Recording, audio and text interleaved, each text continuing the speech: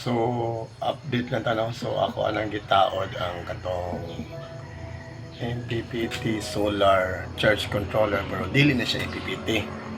Kuana na siya kanang PWM. Ang ngalan na niya MPPT. So, as of now, ang charge niya karon is 12.9, no? So, ako na siyang ilisan. Mao ni siya una. Kay ako to siyang ilisan kay bisig naka-off na ni circuit breaker. Naara man gyapon ang sign nga charge on solar. So, dapat mawala unta na siya. So, ako maguto siyang na nag-off ang battery ulit ang solar. So, medyo basig I don't know basig na problema gulong kuana na sa sulod, pero ga-charge yapon siya. So karon update lang ta ako nang taon. So now okay naman akong basigaon na. Sigara. Okay. Na mo na naron ang akong i-charge. So mo na siya ang sa solar nga breaker sa battery o sa load.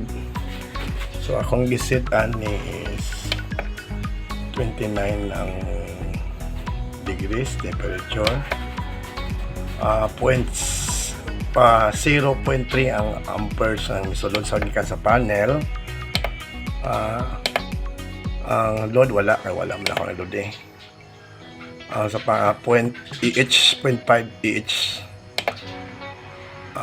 18 ang na-consume kagabi na amo man ang testingan gud. 14 akong gikuan float voltage, 12.1 ang reconnect voltage, 11.5. so 11.5 sa dapat gani unta nga 50% 12.0. so mo ni may gamit ko ani og LVD low voltage disconnect. So mo asya no. Okay.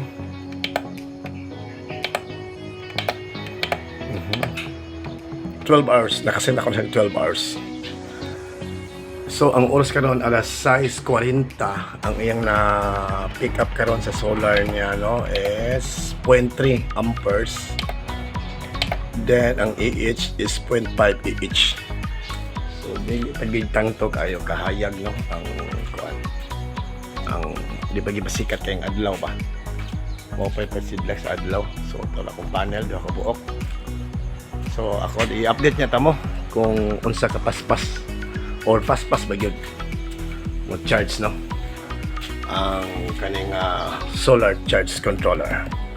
Sige, abangan niyo sa ikatulong part aning setup na to. So update, no, nagabian kung uli inoon, no, kanang ganina hing 14.4 ni siya float. Abot mga nila siya 14.1 ang battery. So gabi na ko naabot mga alas 7 na karon.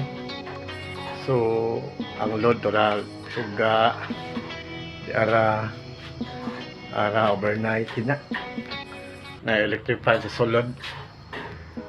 So dili no na overnight ang electric fan. So okay kusog siya, pas siya mo charge og battery. Pero ang battery lang nako kay medyo luma na. Og daan na pod siya kaayo. 2022 pag ni siya. Nya di pagid siya pang solar gid siya ba. Pero okay man gyud makapabuntagan man gyud ang iyang kuan nga suga. Pulaw. So ito ang load nga giload niya tibuok hapon, no. Nagitoy times nga init yung kayo. So di ara ang load niya 150 EH ang na-load ito maghapon. So ang consume is 28 karon. So 14.5 volts ang sa solar panel na. Mao na siyang consume tibok hapon. Na-load aning solar controller. Dito na lang nagkutob ang ako ang pag-update ako ng charge controller na niya. Sige, salamat.